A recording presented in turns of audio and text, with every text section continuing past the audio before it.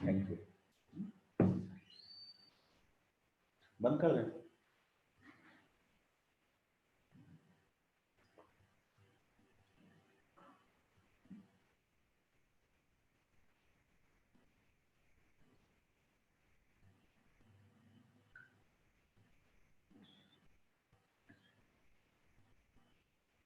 Good afternoon again Vishwesh Mishra जी।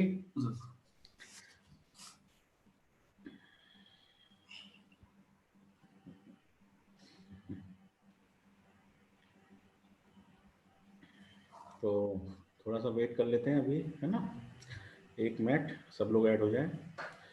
अभी 2 ही participant हैं including me, मतलब पार्टिसिपेंट एक ही है फिलहाल। So let me wait.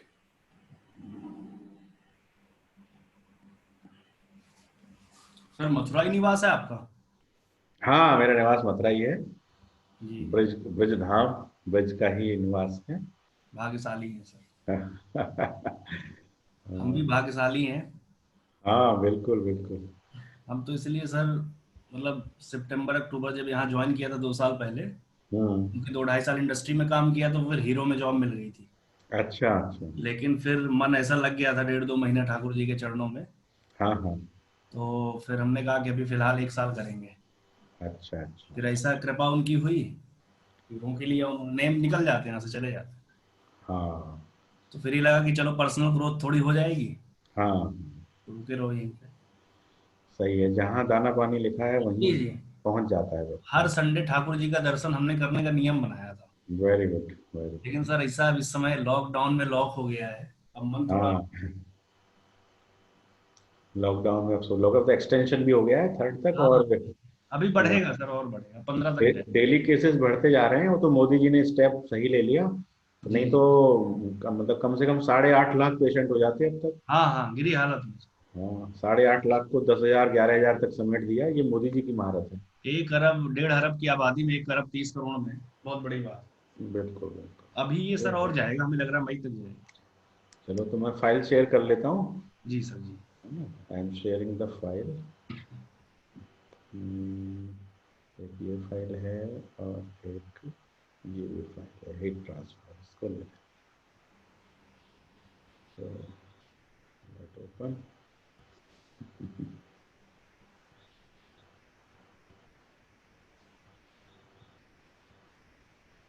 तो steady state one dimensional conduction heat transfer with convective heat loss from the lateral surfaces, ये हमारा टाइटल था, है ना, ये टाइटल था हमारा। सर थोड़ा इसको एक बार और रिपीट कर दीजिए। हाँ, मैं कर देता हूँ थोड़ा सा, है ना, जो भी आपका छूट गया था एक बार फिर से रिपीट कर देता हूँ। अभी तक लोग आए नहीं हैं, है ना। चलिए मैं शुरू करता हूँ। Study state one dimensional conduction heat transfer with convective heat loss from the literal surfaces. तो इसमें क्या है, हमने एक बार को लिया हुआ है, दिस इज द बार, उसके 2 एंड हैं, एक लेफ्ट एंड है, एक राइट एंड। तो ये हाई टेम्परेचर पर है, the left and is high temperature, so the heat is flowing from left to right, the length of the bar is capital L। तो यदि इसको कई सारे एलिमेंट्स में डिवाइड करेंगे तो एलिमेंट की जो लेंथ है वो स्मॉल एल होगी, and small L will be given by capital L divided by N, N is the number of element. ठीक है, ये जो एरो दिखा रखा है, तो ये पेरीमीटर जो है इसकी, जो कन्वेक्टिव एरिया है, सिलिंड्रिकल एरिया, तो उस एरिया से ये कन्वेक्शन के थ्रू हीट लॉस हो रही है। तो इसमें कंडक्शन फ्लो है हीट का, साथ में कन्वेक्टिव हीट लॉस भी है फ्रॉम द पेरीफेरी और दिस सिलेंड्रिकल सरफेस। और जो राइट एंड है उसको हमने क्या कर रखा है, क्लोज कर रखा है, इसको हमने इंसुलेट कर रखा है। ठीक है, तो ये हमारा केस है। इस केस को हमने नाम दिया है study state one dimensional conduction heat transfer with convective heat loss. ठीक है, यहाँ small H heat transfer coefficient है, एसी कन्वेक्टिव एरिया है, और जो टी एटमॉस्फेरिक टेम्परेचर है वो टी इन्फिनिटी है।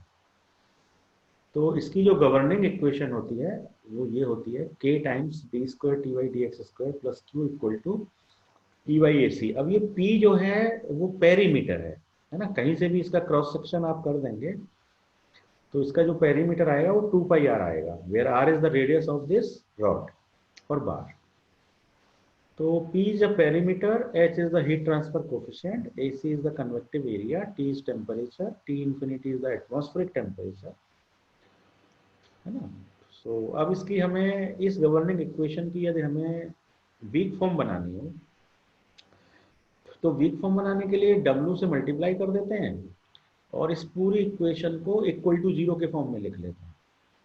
तो देखो ये के स्क्वायर के into d square t by D x square plus q जी। अब इसको हम इधर ले गए तो minus p y a c h t minus t infinity D x equal to zero.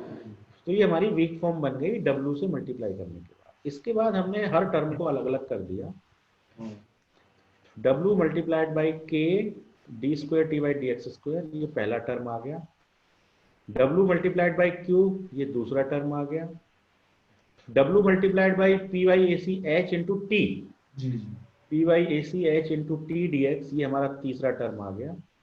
और W p y a c h into t infinity, ये हमारा चौथा टर्म आ गया। तो देखो तीसरे टर्म में तो माइनस साइन आया है, लेकिन जो चौथा टर्म है वो माइनस माइनस करके प्लस हो गया। तो एक तरह से चार टर्म बन गए, फर्स्ट सेकंड थर्ड फोर्थ, है ना। ये फाइल भी आपको भेज दूंगा, इसमें ज़्यादा अच्छे से क्लियर हैं चीज़ें, है ना। इसके बाद आप अब हमने इस फर्स्ट टर्म का क्या किया है, वो कर दिया, इंटीग्रेशन कर दिया।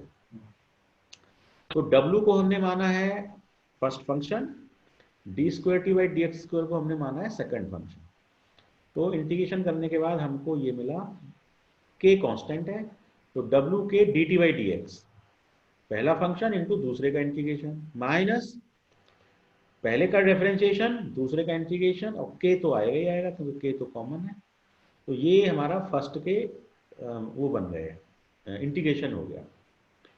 तो इसके बाद हमने क्या किया है, इस वाले टर्म को और इन्फिनिटी वाले टर्म को, देखो एक तो डब्ल्यू क्यू वाला टर्म, एक ये जिसमें टी इन्फिनिटी आ रहा है, इन दोनों टर्मों को हमने कंबाइंड कर दिया है।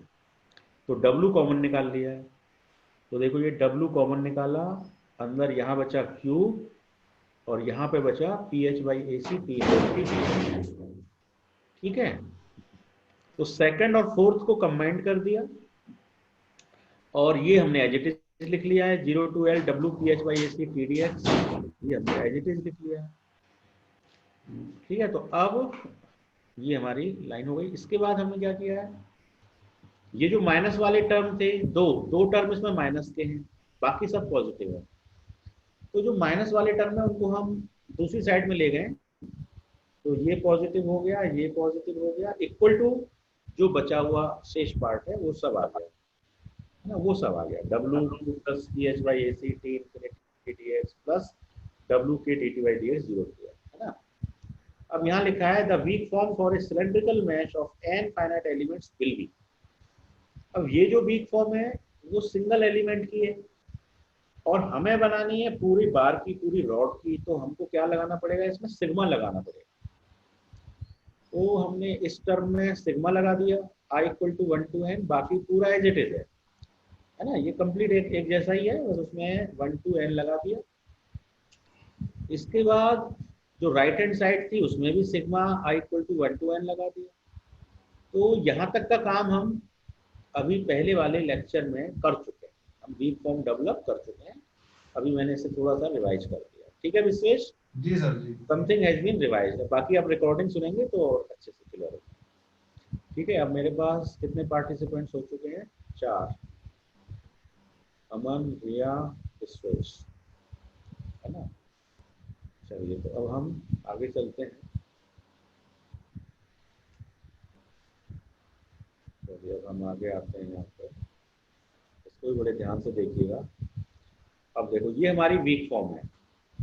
अब इस वीक फॉर्म में कितने टर्म हैं, एक तो ये टर्म है पहला, पहले टर्म को कहें तो क्या है, के D W by D x D T by D x, ये तो पहला टर्म है। तो हम इसमें अब क्या करेंगे, 1 बाई 1 काम करेंगे पहले टर्म को। तो ये लेफ्ट हैंड साइड का first term, left hand side का फर्स्ट टर्म, उसको सॉल्व किया गया, ठीक है। और सॉल्व करने के बाद हमको एक ऐसी मैट्रिक्स मिलने वाली है जिसकी जो हम जिसके थ्रू हम फाइनाइट एलिमेंट मेथड को इम्प्लीमेंट कर सकते हैं। तो अब इसमें देखो फर्स्ट टर्म पे ही बात चलेगी पहले, फिर सेकंड टर्म पे बात चलेगी, then we will go to third term, then we will go to fourth term. ठीक है, फर्स्ट टर्म ज्यादा इंपॉर्टेंट है, फर्स्ट समझ में आ जाएगा, सेकंड थर्ड फोर्थ तीनों समझ में आ जाएंगे। तो अब इसे करने के लिए फर्स्ट टर्म के D W by D x D T by D x D x, ये है ना। तो इस फर्स्ट टर्म को मैं जरा सा बोर्ड के थ्रू आपको समझाता हूँ। तो मान लीजिए कि मैं बोर्ड ले लेता हूँ यहाँ पर, there is a board share. अब इस बोर्ड में मेरे पास फर्स्ट टर्म है ना, फर्स्ट टर्म की बात कर रहा हूँ, फर्स्ट टर्म। तो मेरे पास फर्स्ट टर्म केवल फर्स्ट टर्म की बात होगी अभी, है ना, ओनली फर्स्ट टर्म। तो फर्स्ट टर्म में मेरे पास क्या है, इंटीग्रेशन है, 0 टू एल है, सिग्मा तो साथ में लगा ही हुआ है, वो तो लगा ही रहेगा, तो 0 टू एल है। उसके बाद मेरे पास क्या है, डब्लू है, फिर के है, और डब्लू भी नहीं, डब्लू की जगह D W by D x है ना। फर्स्ट टर्म में D W by D x है, के है, और D T by D x है, और dx, ये मेरा फर्स्ट टर्म है। अब इस फर्स्ट टर्म को मुझे क्या करना है, सॉल्व करना है। तो ये w जो है वो क्या कहलाता है, वेट फंक्शन, है ना। ये जो w है ये क्या कहलाता है, वेट फंक्शन। अब वेट फंक्शन हमारे होते हैं दो, एक होता है w1, एक होता है w2। ध्यान से देखना, है ना। जैसे हमारे सेप फंक्शन होते हैं तो वो कितने होते हैं, दो होते हैं ना, एक n1 होता है, एक n2 होता है। लीनियर एलिमेंट की बात कर रहा हूँ, इसमें दो नोड होते हैं ना, first node second node, node number 1, node number 2। तो लीनियर एलिमेंट में दो शेप फंक्शन होते हैं, तो दो ही वेट फंक्शन होंगे। यदि क्वाड्रेटिक एलिमेंट की बात करूंगा तो उसके अंदर तीन शेप फंक्शन होंगे, है ना, n1 n2 n3। n1 होगा, n2 होगा, और n3 होगा। तो उसी तरह उसके लिए जो वेट फंक्शन है वो भी तीन हो जाएंगे, w1, w2 और w3। ठीक है, आइसो पैरामीट्रिक एलिमेंट्स में जितने शेप फंक्शन होते हैं उतने ही वेट फंक्शन भी होते हैं, करेक्ट। तो अब मैं क्या करने वाला हूँ, मेरे पास दो वेट फंक्शन है, मैं लीनियर मान के चल रहा हूँ, है ना। मैं अपने एलिमेंट्स को कैसा मान के चल रहा हूँ, लीनियर। लीनियर मान करके मेरे पास w के लिए दो वैल्यू हैं, एक वैल्यू मेरे पास w1 है और एक वैल्यू मेरे पास w2 है। तो w1 का फॉर्मूला क्या होगा, w1 का फॉर्मूला वही होगा जो n1 का होता है। और n1 का फॉर्मूला क्या होता है, कौन बताएगा, आप में से कोई भी बताए मुझे n1 का फॉर्मूला, थोड़ा चेक भी हो जाएगा पिछला नॉलेज। बोलिए पार्टिसिपेंट्स, अब तो काफी है मेरे पास। विश्वेश मिश्रा, आदितेंद्र, अमन, ओजस तेज, बताइए n1 का क्या फॉर्मूला है जीटा लीनियर एलिमेंट में। जीटा के एलिमेंट, हाँ बता, आपको जो भी आता है आप बताइए, what ever you know. n1 का फॉर्मूला, जीटा -1/2। हाँ बोलिए बोलिए, मैं सर लिखूंगा। जीटा -1/2। जीटा -1/2 या 1 माइनस जीटा बाई 2, ध्यान से देखिए, जीटा -1 है या 1 माइनस जीटा है, देखिए ध्यान से, जीटा -1 है या 1 माइनस जीटा है। आइए कोई भी, रिया, शिवेन, जो भी बताना चाहता है। 1 माइनस 1 - जीटा/2। हाँ, n1 ये है ना।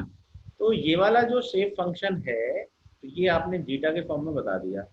तो जीटा कोऑर्डिनेट्स मतलब ये जीटा डायरेक्शन क्या होती है, जीटा। अब यदि मैं कहूँ कार्टेशियन डायरेक्शन होती है एक्स डायरेक्शन, एक्स डायरेक्शन, तो एक्स के फॉर्म में शेप फंक्शन क्या होता है। तो एक्स के फॉर्म में शेप फंक्शन क्या होता है, कौन बताएगा, एनीवन। मॉड्यूल 1 में आपने पढ़ा है कि shape function 1 minus X by L होता है, याद आया। लीनियर एलिमेंट जब हमने मॉड्यूल 1 पढ़ा था तो n1 था 1 माइनस एक्स बाई एल, और n2 क्या था, एक्स बाई एल, है ना। कुछ याद आ रहा है, मॉड्यूल 1 याद करो, एग्जाम देने से पहले जब हम सेव फंक्शन निकाले थे, हमने सबसे फर्स्ट टाइम जब सेव फंक्शन निकाले थे, तब हमको जीटा ईटा कुछ नहीं पता था। हमको केवल ये पता था कि डायरेक्शन होती है, एक एक्स डायरेक्शन होती है, और यदि दूसरी डायरेक्शन होगी तो वाई डायरेक्शन होगी, और तीसरी होगी तो जेड होगी, है ना। तो वन डायमेंशनल के केस में केवल एक ही डायरेक्शन होती है, दैट इज एक्स। जो हमने स्प्रिंग वाले केस पढ़े थे, या बार को जब हमने मॉडल किया था नोड 1 नोड 2 मानकर, तो n1 का फॉर्मूला आया था 1 माइनस एक्स बाई एल, और n2 का फॉर्मूला आया था एक्स बाई एल। और यही दोनों फॉर्मूले जब जीटा के फॉर्म में हमने निकाले, तो n1 का आया 1 माइनस जीटा बाई 2, और n2 का आया था 1 प्लस जीटा बाई 2। ये दोनों फॉर्मूले आपस में इक्विवेलेंट है, एक कार्टेशियन कोऑर्डिनेट में है और एक कौन से कोऑर्डिनेट में है, natural coordinates. Correct.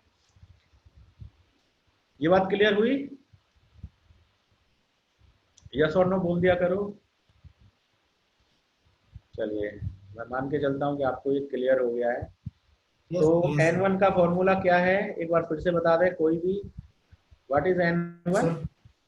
1 minus zeta by 2 और 1 प्लस एक्स बाई एल। हाँ, वो नेचुरल कोऑर्डिनेट में है। अभी हम हीट ट्रांसफर प्रॉब्लम जो कर रहे हैं वो हम कार्टेशियन कोऑर्डिनेट्स मान के कर रहे हैं। तो कार्टेशियन कोऑर्डिनेट में मुझे n1 का फॉर्मूला बता दें क्या होता है। तो n1 का फॉर्मूला, हाँ n1 का फॉर्मूला क्या होगा, n1 equal to 1 minus X by L. ये x क्या है, जैसे कि हमारी ये बार है मान लीजिए, तो इस बार में एक पॉइंट, ये तो हमारा ओरिजिन हो जाएगा 0 0, है ना, ये ओरिजिन। और यहाँ से इधर जो डायरेक्शन है वो x डायरेक्शन। तो हमारी जो हीट फ्लो हो रही है ना, कंडक्शन की जो हीट फ्लो हो रही है वो x इक्वल टू 0 से लेके कहाँ तक फ्लो हो रही है, x equal to capital L तक हो रही है ना। और यदि इसको हमने एलिमेंट्स में बांट दिया तो पहला एलिमेंट ये हो गया। तो पहले एलिमेंट में हीट फ्लो कहाँ से कहाँ तक हो रही है, x इक्वल टू 0 से लेके x equal to small l तक, है ना।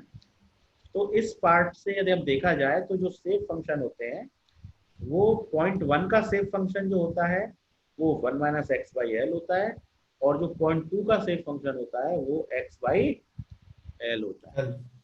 करेक्ट। चलिए इतना आपने समझ लिया। अब इसके बाद आते हैं, तो जरा सा खत्म कर देते हैं। तो अब देखिए दो सेव फंक्शन है आपके पास, एक आपके पास n1 है और एक आपके पास n2 है। तो इसी तरह से आपके पास दो वेट फंक्शन भी होंगे, एक W1 होगा एक W2 होगा। अब W1 का फॉर्मूला क्या हो जाएगा, आइसोपैरामेट्रिक एलिमेंट में जो फॉर्मूला n1 का होता है वही फॉर्मूला W1 का भी होता है। तो 1 minus X by L WL 1 का हो जाएगा, और W2 का फॉर्मूला क्या हो जाएगा, x बाई एल हो जाएगा। ठीक है, ये एक बात ध्यान से समझ लीजिए, जो फॉर्मूले n1 n2 के होते हैं वही फॉर्मूले W1 और W2 के भी होते हैं। करेक्ट। अब देखिएगा यहाँ पे W आया, W मेरे पास दो हैं, एक W1 है एक W2 है। तो इसको दो भागों में करेंगे, पहले W1 मान के करेंगे, फिर W2 मान के करेंगे, फिर दोनों को कंबाइंड कर देंगे, है ना। पहले W1 से सॉल्व करेंगे, फिर W2 से सॉल्व करेंगे, फिर उन दोनों सॉल्यूशंस को हम क्या करेंगे, कंबाइंड कर देंगे, तब हमको इसका पूरा कंप्लीट सॉल्यूशन मिलेगा, है ना। तो सबसे पहले हम W1 मान के चलेंगे। तो अब इसमें W1 से करना है इसको, तो W1 को छोड़कर बाकी सब में मिटा दो, ठीक है, बाकी सब में मिटा दो। तो अब देखो तो कैसे करेंगे, ये करने के लिए integration 0 to L dw by dx, है ना। W की जगह मैंने ले लिया W1, यानी ये हो गया dw1 डिवाइडेड बाई dx, के बाहर आ गया, और ये हो गया dt बाई dx। कोई दिक्कत, W को W1 मान लिया, एक बार W1 मानेंगे एक बार W2 मानेंगे, ठीक है। अब इसी को लिखते हैं इक्वल टू, अब ध्यान से देखना, k का तो k रहेगा, 0 टू L का 0 टू L रहेगा। अब बताओ dw1 बाई dx कितना हो जाएगा,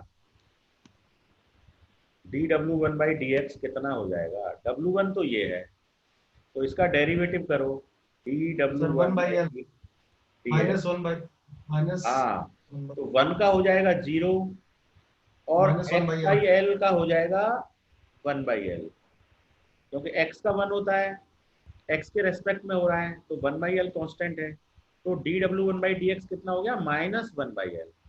तो यहाँ मैंने लिख दिया -1/l। कोई दिक्कत?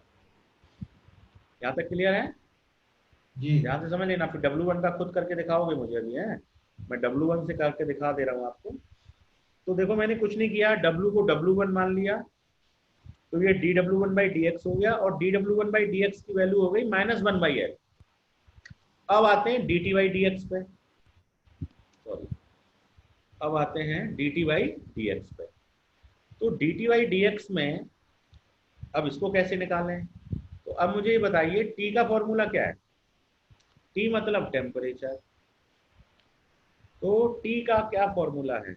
आप में से कोई भी बताइए अपनी पुरानी यादगार से या कैसे भी, व्हाट इज टी? टी का फॉर्मूला पता है? अच्छा ये बताओ, आपको डिस्प्लेसमेंट का फॉर्मूला पता है? डिस्प्लेसमेंट, हाँ जी, डिस्प्लेसमेंट का फॉर्मूला पता है आपको? देखो मैं बताता हूँ, डिस्प्लेसमेंट का फॉर्मूला खूब पता है, आप लोग बोल नहीं रहे हो। n1u1 plus plus n2u2। n2u2 पता है ना आपको ये? तो सिमिलरली टेम्परेचर का फॉर्मूला क्या हो जाएगा? देखो u डिस्प्लेसमेंट है, t टेम्परेचर है। जो हमारी मैकेनिक्स की प्रॉब्लम होती है वहाँ u displacement main important parameter है, और जो हीट ट्रांसफर की प्रॉब्लम होती है वहाँ टेम्परेचर इंपॉर्टेंट पैरामीटर है। तो दोनों में अंतर कुछ नहीं है, इधर डिस्प्लेसमेंट है उधर टेम्परेचर है। तो जो फॉर्मूला u का है वही फॉर्मूला t का भी हो जाता है। तो t का फॉर्मूला क्या हो जाएगा, n1t1 प्लस n2t2। ये क्लियर हुआ कि नहीं हुआ?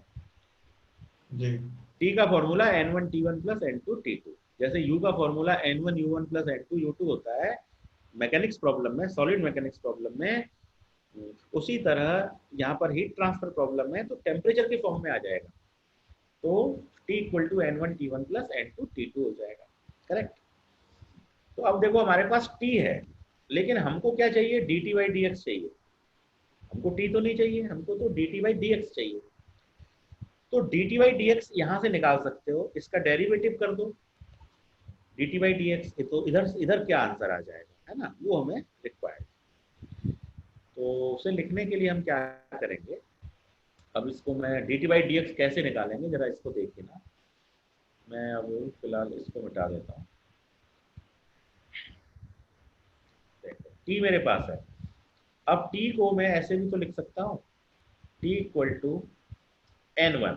n1 का फॉर्मूला क्या है, 1 माइनस x/l।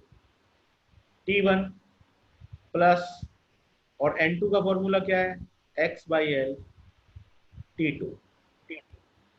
ये हो गया, ये तो लिखा जा सकता है t equal to this much, तो t equal to this, n1 की वैल्यू पुट कर दी, n2 की वैल्यू पुट कर दी, करेक्ट? अब इसका डेरिवेशन करना है।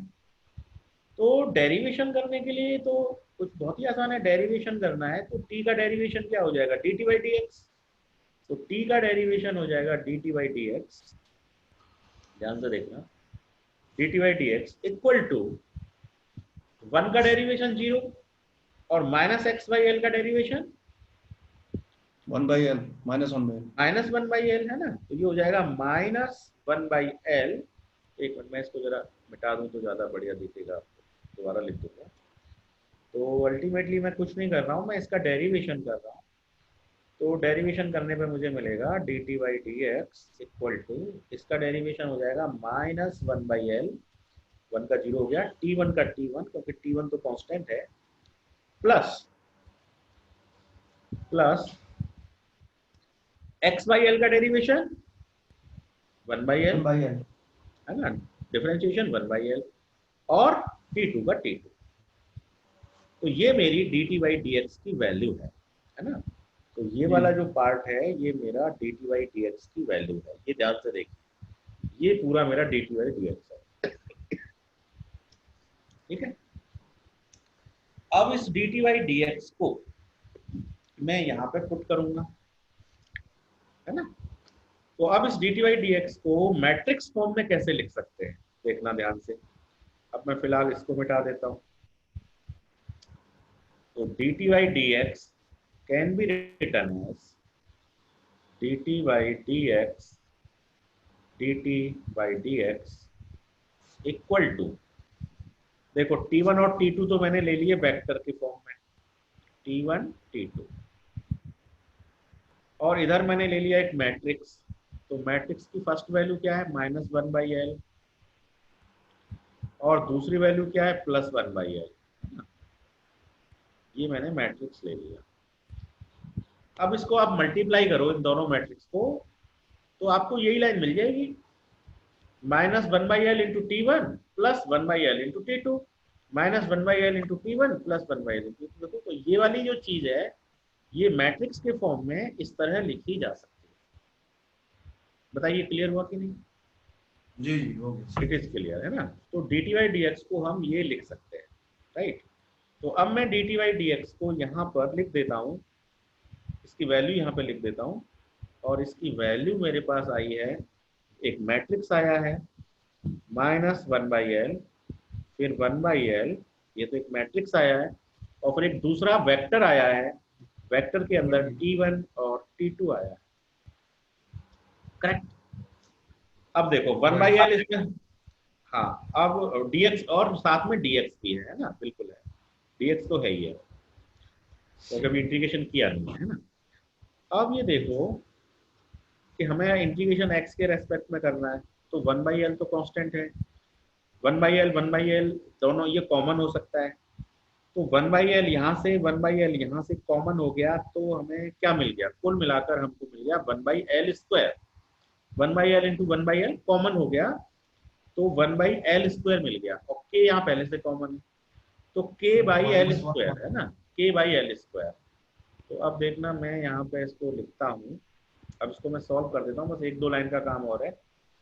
तो ये आ गया इक्वल टू k/L², देखो k का k, ये k है, एक 1/L ये है, और इन दोनों में से 1/L कॉमन हो गया, तो 1/L इंटू 1/L 1/L² हो गया, और ये जो माइनस है, इस माइनस को मैंने अंदर घुसा दिया मैट्रिक्स में, तो ये हो जाएगा 1 - 1, तो मेरा जो मैट्रिक्स है वो बचा, मैट्रिक्स हो गया 1 - 1, 1 - 1, और ये मैट्रिक्स भी कांस्टेंट है, इस मैट्रिक्स को भी मैंने बाहर ले लिया। अब T1/T2 जो है वो भी कांस्टेंट है, तो T1/T2 भी बाहर हो गया। अब इंटीग्रेशन के अंदर क्या बचा, इंटीग्रेशन की लिमिट 0 to L है, सब कुछ कॉमन हो चुका है, तो अंदर क्या बचा, केवल dx बचा, और कुछ बचा ही नहीं, क्योंकि x के रेस्पेक्ट में इंटीग्रेशन हो रहा था, बाकी सारा कुछ कांस्टेंट हो गया, 1/L कांस्टेंट हो गया, T1 T2 कांस्टेंट हो गया, थर्मल कंडक्टिविटी कांस्टेंट है, तो कांस्टेंट वाले सारे टर्म मैंने इंटीग्रेशन से बाहर ले लिए, और मुझे ये मिल गया। ठीक है, यहाँ तक क्लियर है? जी सर। ओके, अब देखिएगा आगे। अब मैं इसको यहाँ मिटा देता हूँ, क्योंकि अब मुझे इसकी कोई जरूरत नहीं है, ये सब हटा देते हैं, ठीक है। अब देखिएगा ध्यान से, लास्ट लाइन है अब, है ना, लास्ट रिजल्ट। तो इसका जो लास्ट रिजल्ट है वो क्या आ गया, k/L², ये हमारे पास आ गया k, मतलब चेंज कर देते हैं, ये लास्ट रिजल्ट हमारे पास आ गया k/L², ठीक है, k/L², एक मैट्रिक्स 1 - 1, एक vector T1 T2, vector close. अब dx का इंटीग्रेशन क्या होता है, बताओ, dx का इंटीग्रेशन क्या होता है, इंटीग्रेशन dx x होता है, और x की लिमिट क्या है, 0 to L। अब आप लिमिट रखोगे तो इस पार्ट का क्या आंसर आ जाएगा, ये हो जाएगा k/L², एक मैट्रिक्स 1 - 1, एक वेक्टर T1 T2। अब इस पूरे का आंसर क्या आ जाएगा, बोलो, अपर लिमिट रखोगे L, लोअर लिमिट रखोगे 0, तो L - 0 क्या मिला, केवल L, केवल एल मिला। अब एक एल से एक एल कैंसिल हो गई, एक एल से एक एल क्या हो गई, कैंसिल हो गई। तो हमें फाइनली आंसर जो मिला वो आंसर मैं अब यहाँ लिखूंगा। तो the final answer is equal to K by L, colour change कर ले, के बाई एल, एल स्क्वायर का एक एल कम हो गया तो के by L 1 minus 1 T1 T2 T1 T2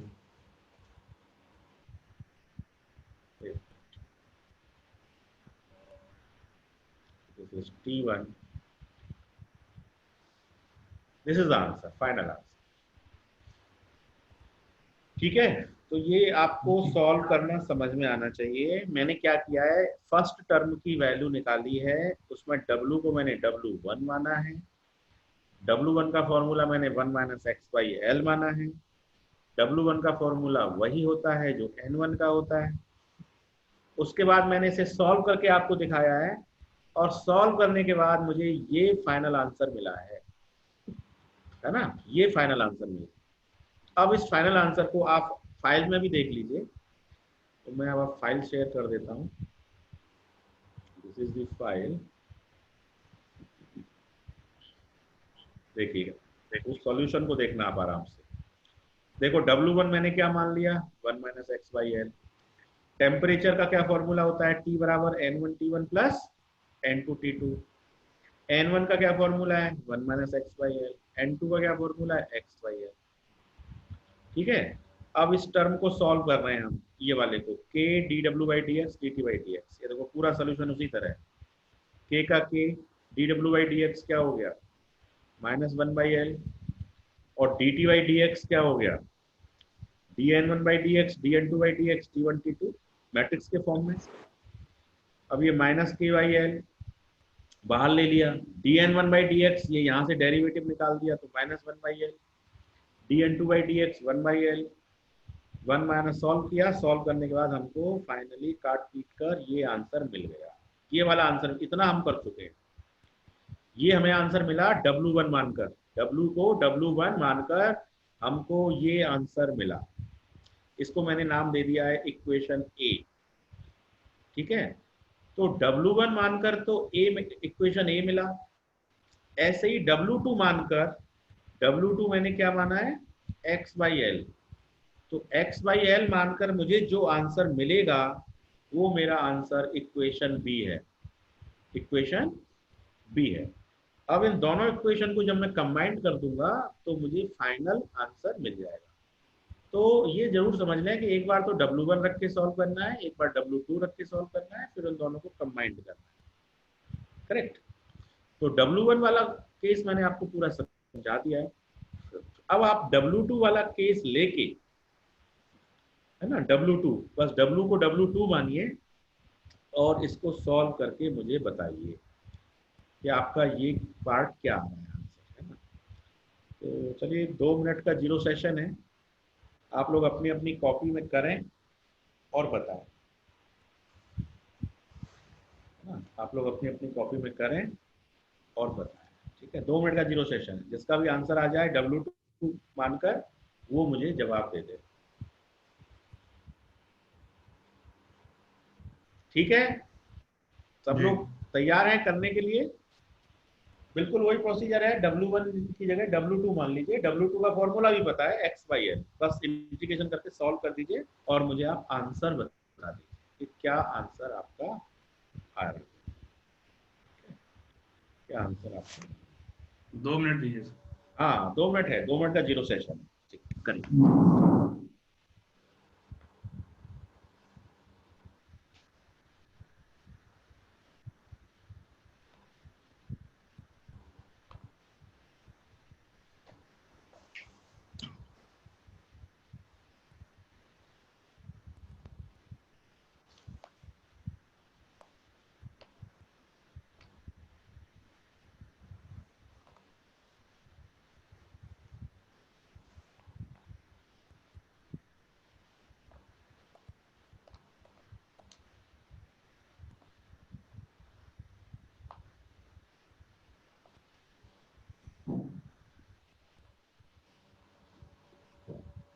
sir K/L, हाँ कितना आ रहा है? सर K/L K/L 11, K/L के बाद में 1 1 जी 1 1 या नहीं है, पहले वाले में तो 1 और -1 आया है ना? जी हाँ जी तो मैट्रिक्स में क्या आ रहा है आपका? 1 1। जी। इसको चेक करिए, 1 1 नहीं आएगा, है ना? इस मैट्रिक्स को ही ध्यान से देखिए कि क्या आएगा।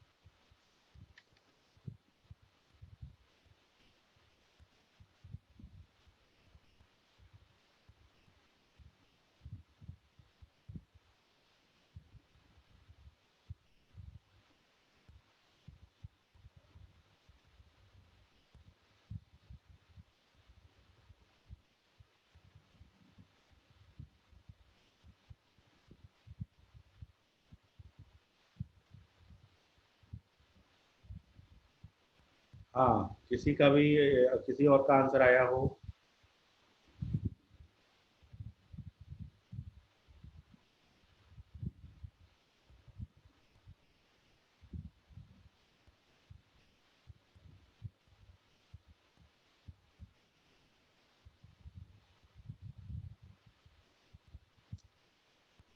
हाँ जी, मैं बताऊं क्या या आप लोग कर रहे हैं?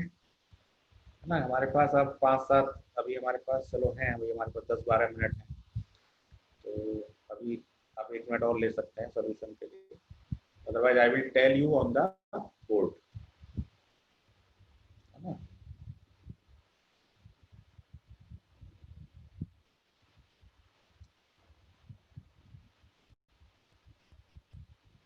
देखो टर्म वही है, केवल W की जगह W1 करना। Should I start? मैं बताऊं या आप लोग कर रहे हैं? मेरी आवाज आ रही है आप सबको?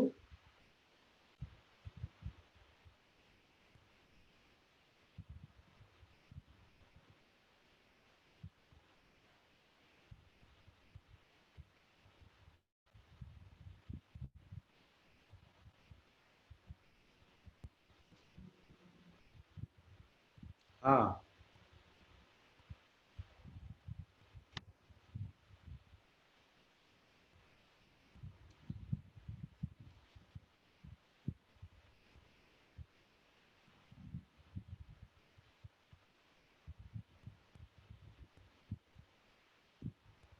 हाँ जी पार्टिसिपेंट्स, ओजस तेज, रिया, विश्वेश, मैं बताना शुरू करूं या जी सर आप जी लोग करेंगे? कितना जवाब सर। ये आ दीजिए? रहा है K/L 11, एक सेकंड मैं आपका आंसर लिख लेता हूँ, क्या आ रहा है? K/L 1 1, 11, आगे बोलिए, T1 आगे T2, T1 T2। T1 T2, ये आ रहा है आपका है, तो इसमें थोड़ी सी मिस्टेक है, बाकी ठीक है। तो इसको देखिएगा, मैं जरा सा बोर्ड पे सॉल्व करता हूँ। तो देखो टर्म तो वही है, इसी को सॉल्व करना है, पहले W को W1 मान के किया था, अब W2 मान इसको लेंगे। W को W2 मान लेंगे। जी तो W2 का फॉर्मूला क्या है? X by x l, y है। X by l. अब मैं इस टर्म को लिखूंगा dW/dx, तो जी W2 का फॉर्मूला एक्स बाई एल है, तो बाई इसका एल डेरिवेशन क्या हो जाएगा? इसको W2 बाई एल टू लिखना है, तो पहले 1 से लिख बाई एल। लेते हैं dW2/dx, है ना, k बाहर निकाल लेते हैं, और dt/dx, यही है ना? जी ये हमारा हो गया, राइट। अब हम इसको लिखते हैं K इक्वल टू, ठीक है, अब हम इसको लिखते हैं इक्वल टू k का k इंटीग्रेशन, लिमिट वही चल रही है 1 बाई 0 एल। to l, है ना, लिमिट वही है, 0 to L So 1 by every L layer। है अब डेरिवेशन W2 का डिफरेंशिएशन हो गया 1/L, जी। तुमने 1/L लिख दिया। अब dt by dx तो वही है जो पुराना था, t equal to n1 t1 plus n2 t2, है ना, वो तो जी वही रहेगा, dt by dx में तो कोई चेंज आएगा नहीं। तो dt by dx मेरा क्या आया था, मेरा आया था -1/L 1/L, 1 by L और मैट्रिक्स आई थी t1 t2, वेक्टर आया था, T2 और dx। ये मेरा dt by dx पिछले वाले केस में भी आया था, तो ये सेम रहेगा, इसमें कोई चेंज नहीं है। I think it is clear. जी। हाँ, अब देखिएगा, मैं अब यहाँ आ जाता हूँ, यहाँ पे, और यहाँ पे मैं लिखता हूँ इक्वल टू,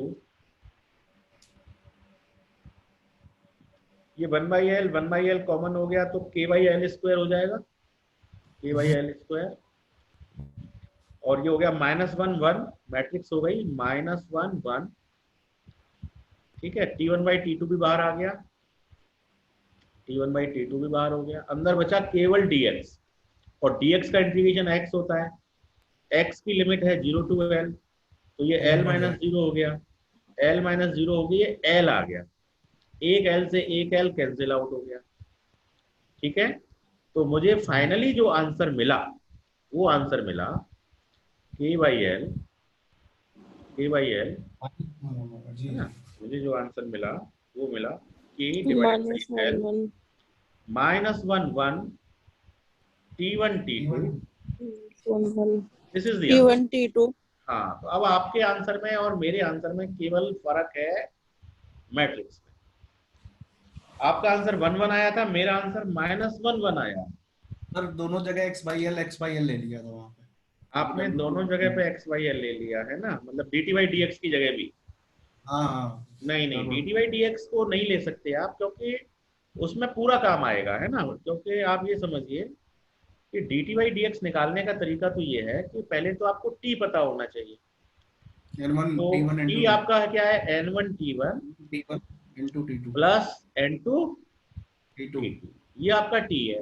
अब इसका आप डेरिवेशन जब करेंगे तो dt dn1 by dx बराबर हो जाएगा d, हाँ, dn1 by dx, dx और dn1 by dn2 dx into t1 plus G dn2 by dx into t2, T2 ऐसे ही आएगा, है ना। अब उसको मैं तो आप अपने आप कर लेंगे। अब dn1 by dx कैसे निकालोगे। अब आपको ये पता है कि n1 आपको अवेलेबल है, n1 आपके पास क्या है, yes sir 1 1 minus minus x x by by L है, तो जी इसका डेरिवेशन क्या हो जाएगा, -1/L। जी जी ठीक है सर। तो आपकी यही गलती हो गई है, आपने t को गलत ले लिया है ना, ठीक है तो सर। Be careful. अब आपके पास दो आंसर हो गए, एक तो W1 मानकर और एक W2 मानकर। तो अब आप इन दोनों आंसरों को कंबाइंड कर दीजिए। तो अब देखो कंबाइंड कैसे करेंगे, कंबाइंड करना भी बहुत आसान है। पहला आंसर है k/L 1 -1 - 1 1 1 minus 1 जी और t1/t2, यही है ना पहला आंसर। जी दिस इज फर्स्ट आंसर, इसको मैंने नाम दिया है इक्वेशन ए। अब जो दूसरा आंसर है वो आया k/L -1 -1 1 1 T1 और T2 t1 T2 t2, ये दूसरा आंसर है जिसको मैंने नाम दिया इक्वेशन नंबर बी। ये वाला जो आंसर आया ये W को W1 मानकर आया, और ये वाला जो आंसर आया वो W को W मानकर आया। ये क्लियर हो गया यहाँ तक। अब इन दोनों को कंबाइंड करना है, तो कंबाइंड करना बहुत आसान है। तो कंबाइन कैसे करेंगे, कंबाइन का देखिए, अब मैं कंबाइन आपको यहाँ दिखाता हूँ बगल में लिख के। तो कंबाइन ऐसे करेंगे, देखना, कंबाइन, ध्यान से कंबाइन करना। We will combined it here. तो कंबाइन करने के बाद जो हमको आंसर मिलेगा, k/L दोनों में है, हमने लिख लिया। ये t1/t2 दोनों में है, 1 - 1 पहली रो है, -1 1 दूसरी रो है, तो ये मैट्रिक्स कंबाइंड हो गया। और उसके बाद क्या है, t1 t2, बस ये आपका कंबाइंड रिजल्ट हो गया। ये वाली लाइन W1 मान के आ गई, ये वाली लाइन W2 मान के आ गई, बाकी सब दोनों में कॉमन है, नो इश्यू। तो कंबाइन करने के बाद हमको फाइनली ये आंसर आ जाएगा, बिल्कुल। है ना। फाइनली हमको ये आंसर आ जाएगा। ठीक है, दिख रहा है ना बोर्ड आपको? जी सर जी। हाँ, बोर्ड दिख रहा है ना आपको? हाँ, ओके। तो ठीक है। अब ये समझ में आ गया। अब मैं वापस चलता हूँ फाइल पर, तो मैं इसको क्लियर कर देता हूँ फिलहाल, इस क्लियर। जी। और अब मैं फाइल पर चल रहा हूँ वापस। तो share screen and this is my file coming here. File दिख रही है आपको? तो देखिए, अब फाइल में देख लीजिए कि जब मैंने W को W1 मानकर सॉल्व किया तो मुझे ये आंसर मिला, ये वाला आंसर KYL 1 - 1 T1 T2। और जब मैंने W2 को XYL माना तो मुझे ये आंसर मिला KYL, ये देखिए फाइनल आंसर -1 1। केवल मैट्रिक्स में अंतर आ रहा है, वहां 1 - 1 आ रहा है, यहाँ -1 1 आ रहा है। अब आफ्टर कंबाइनिंग दोनों को कंबाइन कर दिया, तो कंबाइन करने के बाद जो फर्स्ट टर्म था लेफ्ट हैंड साइड पर, है ना, जो वीक फॉर्म में जो टर्म है, देखो वीक फॉर्म को फिर से देखो, ये हमारी वीक फॉर्म है। तो वीक फॉर्म में ये पहला टर्म है ना, ये पहला टर्म है लेफ्ट हैंड साइड का पहला, ये लेफ्ट हैंड साइड का दूसरा, और ये राइट हैंड साइड का पहला, और ये राइट हैंड साइड का दूसरा। टोटल टर्म 4 है। लेफ्ट हैंड साइड में 2 है, राइट हैंड साइड में 2 है। तो अभी हमने जो सॉल्यूशन किया है वो लेफ्ट हैंड साइड के पहले टर्म का किया है, लेफ्ट हैंड साइड के पहले टर्म का, एक बार W1 मानकर और एक बार W2 मानकर। ठीक है, तो first term solution is over. Second term solution can be easily done, very easily done. Third term solution also very easily done. Fourth term solution also very easily done. तो अब इनको हम वन बाय वन देख लेते हैं। तो first term solution हमने कर लिया है after combining first term on the LHS। अब हमारा फोकस है second term on the LHS, left hand side के दूसरे टर्म को कैसे सॉल्व करें। तो देखिए दूसरा टर्म है क्या, उसको लिख लीजिए पहले, WPYAC HTDX, ये हमारा दूसरा टर्म है। उधर देखिए ऊपर जाकर के कि हमारा दूसरा टर्म है क्या। दूसरा टर्म ये है WPYAC, P पेरीमीटर है, AC एरिया है, कन्वेक्टिव एरिया है, H heat transfer coefficient, T temperature, DX, ये हमारा दूसरा टर्म। अब इस टर्म को मुझे क्या करना है, सॉल्व करना है। तो बड़ा आसान है, एक बार W को क्या मान लेंगे, W1, एक बार W को क्या मान लेंगे, W2, दोनों को सॉल्व करके फिर दोनों को कंबाइन कर देंगे, तो हमारे को इसका सलूशन भी मिल जाएगा। ठीक है, तो अब इसको W को W1 मानकर कैसे सॉल्व करें, WPYAC HTDX, है ना। तो जरा देखिए, मैं आपको एक बार फिर से ब्लैक बोर्ड पे, व्हाइट बोर्ड पे ले चल रहा हूँ। तो मेरे पास टर्म है 0 to L WPYAC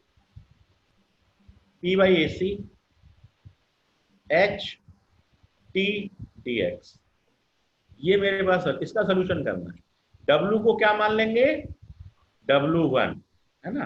तो W की जगह W1 लिख दीजिए, PH/AC, है ना। उसके बाद TDX, ये हो गया। अब बताओ W1 का फॉर्मूला क्या है, बोलते जाइए। W1 का क्या फॉर्मूला है, 1 - x/L। तो ये हमने लिख दिया 1 - x/L, ये तो हमने W1 की जगह लिख दिया। PHAC, ये तीनों के तीनों क्या है, कांस्टेंट, बाहर निकाल लो। PH/AC आउटसाइड ले लो, सब कांस्टेंट है ना, H भी कांस्टेंट, B भी कांस्टेंट, AC। अब T तो आपको T क्या होता है, T होता है N1 T plus N2 T2 अब T को N1 क्या होता है, 1 - x/L, है ना। तो इसको हम लिख सकते हैं N1 N2 T1 T2, और मैट्रिक्स में ले सकते हैं T1 T1 T2। ऐसे लिख सकते हैं। T को इस तरह से लिखा जा सकता है, राइट। अब आप देखिएगा इसका आगे सोल्यूशन क्या आएगा। मैं जरा सा इसको मिटा देता हूँ, यहाँ मिटा सर दो। डायरेक्ट वहीं पे दिखा दीजिए ना ये। हाँ अब आप कर लेंगे, थोड़ा आइडिया लग गया आपको, है ना। तो बस मैं इसको खत्म करके आज क्लास खत्म करूंगा, 1:55 हो रहा है, इसको करके बाकी फिर नेक्स्ट डायरेक्ट क्लास में आप लोग करना। तो अब देखिए मैंने क्या किया, just see one line more, p H by A C,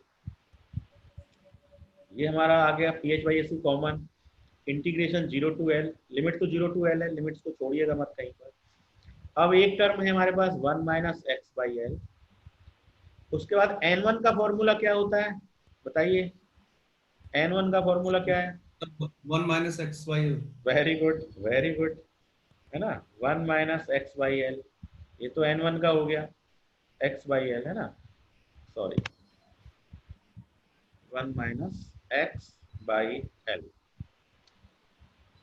1 minus x divided by L. उसके बाद स्पेस देखिए n2, n2 का फॉर्मूला क्या है? x बाई एल, और मैट्रिक्स T1 T2 कांस्टेंट है, इसको बाहर भी ले सकते हैं, तो बाद में ले लेंगे अगली लाइन पर। सो it is T1 T2 dx। यहाँ तक समझ में आ गया?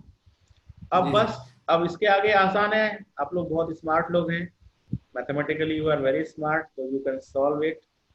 तो अब इसमें कुछ नहीं करना है, x के रेस्पेक्ट में इंटीग्रेशन हो रहा है, किसके रेस्पेक्ट में हो रहा है? इंटीग्रेशन जो हो रहा है वो x के रेस्पेक्ट में हो रहा है, तो x को छोड़कर, देखो ये x है, ये x है, ये x है, x वाले टर्म्स को छोड़कर बाकी सब कांस्टेंट है, तो T1 बाई T2 क्या हो गया? Constant. So you can write PH by AC A vector T1 T2, ये तो बाहर हो गया, अब अंदर क्या बचा?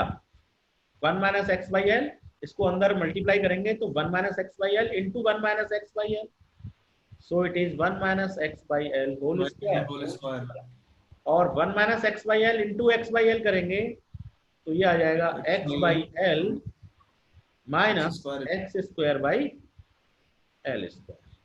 ठीक है, तो ये हमारी एक क्या बन गई?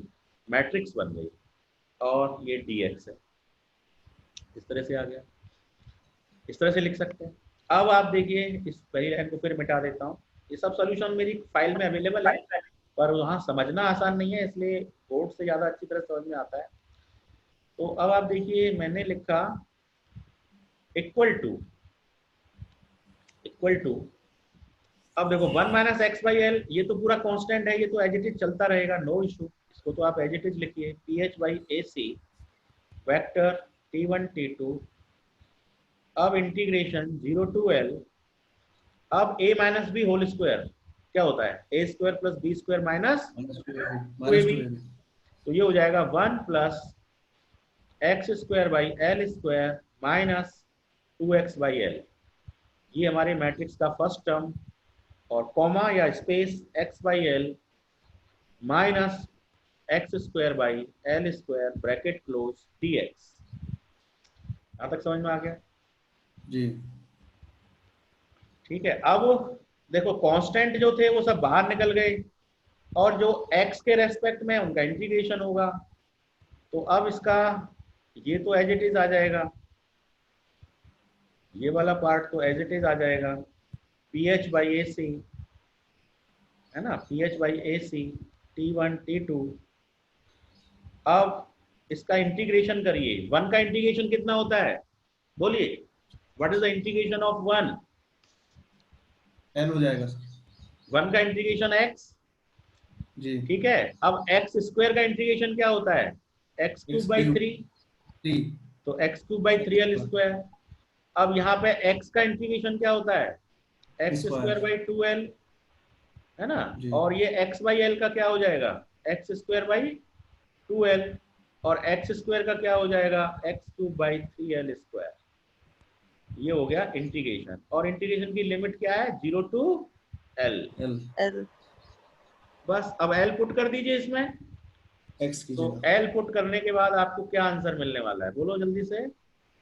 l प्लस, मुझे क्लास एंड करनी है ना, इसका बाद l पुट करके क्या आंसर आएगा? देखो यहाँ आएगा l, l plus l by 3, ये आएगा l प्लस l बाई 3 बटे l स्क्वायर, तो एक l कट जाएगा, l बाई 3 माइनस यहाँ क्या आएगा? 2l 2L नहीं L आएगा, 2 एल भी कट केवल एल गया, आएगा सर, 2 भी कट केवल गया, एल। एल आएगा, तो L आएगा। 2, हाँ 2, और यहाँ पे क्या आएगा, यस सर, यहाँ पे भी L/2 आएगा माइनस L/2, L/3 बस आएगा, बस ये आ जाएगा, ये एज इट इज रहेगा, है ना। इसको मैं नहीं लिख रहा दोबारा, तो टाइम कम, कॉमन है। ठीक है। अब इसमें इसको सॉल्व कर दो, एलसीएम वगैरह लेके क्या आंसर आया फाइनली, एल बोलो। कॉमन ले लें। देखो L तो कट गया, L क्या हुआ, कट गया, ये L और L कट जी। गया, तो ये बचा L/3 और यहाँ पे बचा L/6। जी L/2 में से L/3 घटा दिया तो क्या बचा, L/6 बचा, ठीक है। 6 बस अब इसमें L कॉमन ले लो, L/6 कॉमन ले लो, तो L/6 कॉमन लेने के बाद L/6 तो बाहर आ जाएगा और अंदर बचेगा केवल 2 और 1। 2L क्या बचेगा, 2 और 1। 2 और 1। ये तो मैट्रिक्स ये अब आप फाइल में देखेंगे ना मेरी में, तो फाइल तो आपको दिख ही रही है ना, तो इस फाइल अभी में नहीं दिख रही एज इट इज मिल जाएगा, ठीक है। तो आज की क्लास को यहीं एंड करते हैं, 2 बज चुके हैं, ठीक है। Stay healthy, stay safe, happy learning. Thank you sir. Heat transfer पे एक क्लास अभी thank you already, sir, then our this topic will be complete. Okay, thank you very much. Thank you sir. Thank you sir, thank you.